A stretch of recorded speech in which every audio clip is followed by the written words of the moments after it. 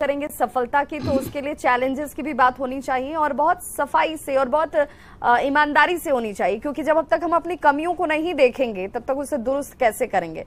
और बार बार अगर जब बात कांग्रेस की हम करते रहे हैं अब तक के चुनाव के दौरान, तो हमने देखा है कि अपनी कमियों को देखती नहीं है, सुधारती नहीं है, रेक्टिफाई नहीं करती और इस वजह से परिणाम यहां तक पहुंचे। लेकिन अब शायद देख रही है, क्योंकि कर्नाटक ऐसा दिखाता है, हिमाचल ऐसा दिखाता है।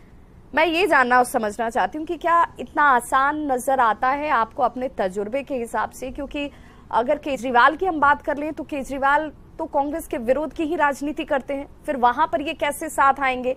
ममता बनर्जी क्या कांग्रेस को स्पेस दे पाएंगी? वहां पर वो कुछ त्याग कर पाएंगी? क्या एक तरफा कांग्रेस के त्याग करने से ये विपक्ष कैसे बनेगा? नहीं, आपके सवाल बड़े मौजू हैं, लेकिन पहली चीज तो ये कि अगर विपक्षी एकजुटता की कवायद की जा रही है, प्रयास चाहे कांग्रेस के द्वारा की जा रही हो या प्रयास नीतीश कुमार जी के द्वारा की जा रही हो, मैं इसको लोकतंत्र में एक सकारात्मक प्रयास मानता हूं। क्योंकि देश में सत्ता अगर है किसी पार्टी की, तो विपक्ष की गोलबंदी और विपक्ष की मजबूती और उसका स्वरूप भी सत्ता को हमेशा अंकुश में रखने के लिए जरूरी है। लेकिन जो आपके सवाल हैं,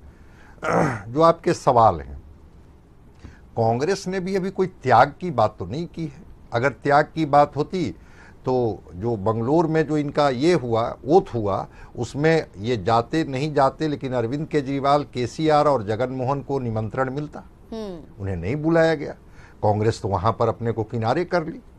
अगर कांग्रेस बड़ा दिल दिखाती और इस मूड में आ जाती कि भाई हम अपनी जो कमियां हैं या जो कमजोरियां हैं उसको हम दूर करेंगे, लेकिन हम लड़ेंगे बीजेपी से। दूसरी बात, दो पक्ष है, क्या कांग्रेस त्याग करने की स्थिति में है या क्षेत्रीय पार्टियां त्याग करने की स्थिति में है? त्याग तो दोनों को करना होगा। अगर केसी त्यागी बोल रहे हैं कि हम तय करेंगे कि भारतीय जनता पार्टी के खिलाफ एक सर्वसम्मत उम्मीदवार होगा, क्या कांग्रेस इसके लिए तैयार होगी कि क्षेत्रीय पार्टियों के लिए वो अपना सीट छोड़ देगी, या क्षेत्रीय पार्टी इतना बड़ा दिल दिखाएगी कि वो कांग्रेस के लिए अपना सीट छोड़ देगी कि भाई ये सीट आप मजबूत हैं, आप लड़ लीजिए, भारतीय जनता पार्टी को हरानी है? ये समन्वय नहीं दिखता। अभी अरविंद केजरीवाल जी ने क्या किया, अभी गए थे नीतीश कुमार जी मिलने, तुरंत उन्होंने शर्त रख दी कि भाई जो केंद्र ने जो ऑर्डिनेंस लाया है इसके खिलाफ सारे विपक्षी पार्टियां पहले राज्यसभा में हमारा समर्थन करें। हाँ, तो शर्त अभी शुरू हो गया, अभी पटकथा लिखी नहीं गई है, शर्त शुरू हो गई। ममता बनर्जी क्या गई बंगलोर, वो अपना प्रतिनिधि भेज दी हैं, नहीं जा पाई। अखिलेश यादव गए। अब देखिए ना, राहुल गांधी की पदयात्रा में जब वो गुजरा उत्तर प्रदेश से, अखिलेश यादव दिखे कहीं? क्योंकि सबको अपना वोट बैंक की चिंता है। उनको लगता है कि कहीं माइनॉरिटी का वोट कांग्रेस में न शिफ्ट कर जाए, और अगर कांग्रेस में शिफ्ट कर गया तो वो वोट जो हमारी ताकत है, जिसकी वजह से हम क्षेत्रीय छत्रप बने हुए हैं, वहां पर हम कमजोर हो जाएंगे। तो यहां पर तो त्याग और बड़ा दिल सबको दिखाना पड़ेगा। अगर कांग्रेस कह रही है कि हम क्षेत्रीय पार्टियों के लिए त्याग करेंगे, थोड़ा क्षेत्रीय पार्टियों का भी तो आ जाए बात कि हाँ हम भी कांग्रेस के लिए बड़ा दिल दिखाएंगे।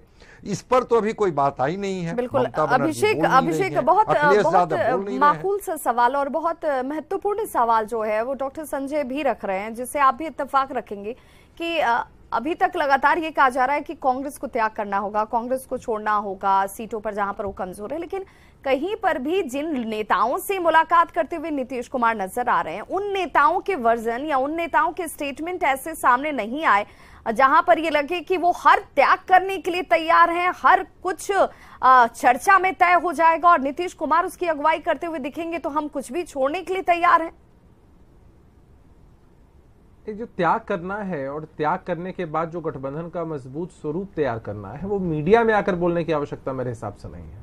और किसी भी बड़े लक्ष्य की प्राप्ति के लिए जो गठबंधन का स्वरूप तैयार हो रहा है, बिना त्याग के नहीं हो सकता है। और सिर्फ यही बात नहीं है कि कांग्रेस पार्टी को ही त्याग करना पड़ेगा, जो भी पार्टी जिस भी स्थिति में है उनको उस हिसाब से त्याग करना पड़ेगा। आप ही जरा सोचिए कि नीतीश कुमार जी की मुहिम नहीं होती, उनकी सोच नहीं होती, तो बिहार में जिस तरह से नीतीश कुमार जी ने 7 पार्टियों को मिलाकर महागठबंधन का स्वरूप तैयार किया है, इतनी सारी पार्टियां एक साथ हैं, सबका समावेश है, सबकी बातें सुनी जाती हैं। ठीक उसी तरह से देश के स्तर पर भी शुरुआती दौर है, प्राइमा फेशिया बहुत सारी चीजें आती हैं, लेकिन जब मिलते बैठते हैं लोग, एक टेबल टॉक होती है, तब सभी चीजों का समन्वय बन जाता है और एक मजबूत गठबंधन तैयार होगा। और त्याग अभिषेक, करने के ये लिए टेबल तो टॉक क्या हम लोग तो बिहार तैयार में रहते हैं होगा? हमेशा। हमारे राष्ट्रीय अध्यक्ष आदरणीय ललन सिंह जी ने तो कहा है कि एक तारीख और स्थान, समय, यह सब कुछ बता दिया जाएगा। अभी कुछ भी कहना अप्रत्याशित होगा।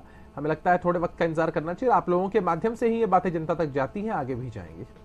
बिल्कुल ज्ञान रंजन जी, चूंकि ये बात तो सामने आ गई, आपने कहा कि हमने तो सब कुछ त्याग किया हुआ है, हम तो दिखा भी रहे हैं बड़ा दिल, लेकिन जिन सवालों की तरफ संजय जी ने ध्यान आकृष्ट कराया, उन्होंने कहा कि फिर वो एक समन्वय वाली बात, वो एक मैसेज वाली बात, क्योंकि राजनीति में संदेश बहुत मैटर करता है।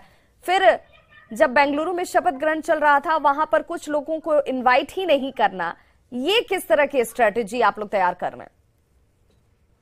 देखिए विभा जी, जिस कर्नाटका की आप नाम ले रहे हैं, उस कर्नाटका ने पूरे देश को एक संदेश दिया, और उसी कर्नाटक के परिप्रेक्ष्य में एक बात बताना चाहता हूँ। इलेक्शन से पहले हमारे देश के आदरणीय प्रधानमंत्री मोदी जी ने लोगों को कहा कि मुझे देख के वोट दीजिए, मेरे चेहरे को देख के वोट दीजिए।